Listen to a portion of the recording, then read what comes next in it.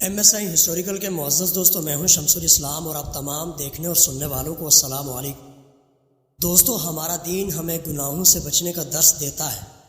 لہٰذا اگر خلوص نیت کے ساتھ توبہ کی جائے تو بارگاہ الہی میں قبولیت کا درجہ پاتی ہے اور گناہوں کا خاتمہ ہوتا ہے۔ اللہ تعالیٰ نے قرآن مجید میں مسلمانوں کی فلاح کے لیے استغفار کے بڑے فوائد بیان کیے ہیں۔ معزز دوستو، قرآن مجید میں ایک جگہ استغفار کی اہمیت اس طرح بیان کی گئی ہے کہ اپنے رب سے معافی مانگتے رہو، بے شک وہ ہمیشہ معاف فرمانے والا ہے۔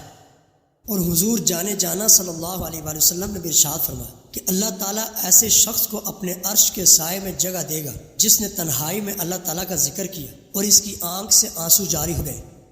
ناظرین گرامی، آج کے اس دور میں ہم دولت کمانے کی دھن میں اس قدر غافل ہو چکے ہیں کہ اسلام اور اللہ کے ساتھ ساتھ اپنے فرائض بھی بھولتے جا رہے ہیں، اور ہم یہ بھی بھول بیٹھے ہیں کہ توبہ کے لیے وقت نکالنا بھی ضروری ہے۔ استغفار کے فوائد میں سے ایک فائدہ یہ بھی ہے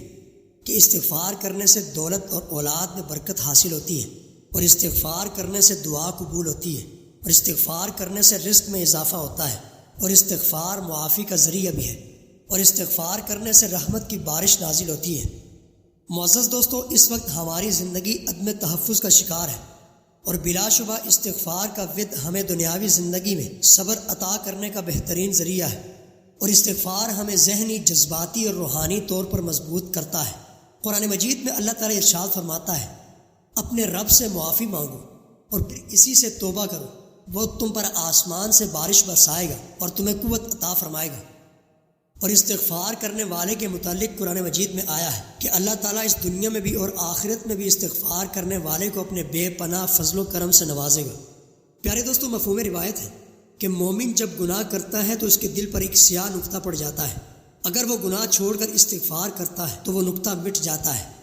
اور استغفار ہی وہ دعا ہے کہ جس کے ذریعے قربت الہی حاصل ہوتی ہے۔ اللہ تعالیٰ ہمیں توبہ کرنے کی توفیق نصیب فرمائے اور اس پر استقامت نصیب فرمائے، آمین یا رب العالمین۔ امید کرتا ہوں کہ آپ کو یہ ویڈیو پسند آئی ہوگی۔ اس کو لائک اور شیئر کر کومنٹ سیکشن میں اپنی رائے کا اظہار ضرور کیجیے گا، اور ایم ایس آئی ہسٹوریکل کو سبسکرائب کرنا مت بھولیے گا۔